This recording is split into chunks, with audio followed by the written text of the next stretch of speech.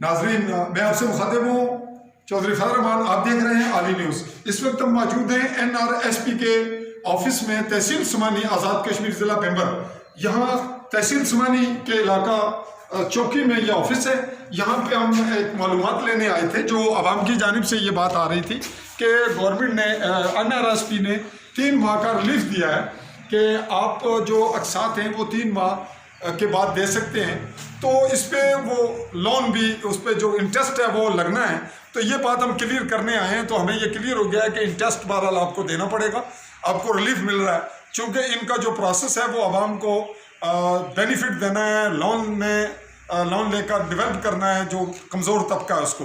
तो अगर ये आप इसको इंटरेस्ट नहीं देंगे तो गोया आप अपने आप को नुकसान पहुंचा रहे हैं। नेक्स्ट लोगों को ऐसा लोन मिलने में मुश्किलात पेश आएंगी। तो मैं ये समझता हूँ कि ये आवाम के नोटिस में आ जाए कि अगर वो बर वक्त ये किस्त जमा कराएं, ये उनके लिए ज़्यादा बेहतर है। अगर वो लेट करेंगे तो उन पर उतना बैंक इंटरेस्ट लगेगा। क्योंकि NRSP एक किस्म का प्रोसेस करती है, बैंक बड़े से लेकर आगे आवाम को रिलीफ देती है और ख़ुद सेंट्रल रोल प्ले करती है। मैं आपसे इजाज़त चाहूँगा। अल्लाह हाफिज़।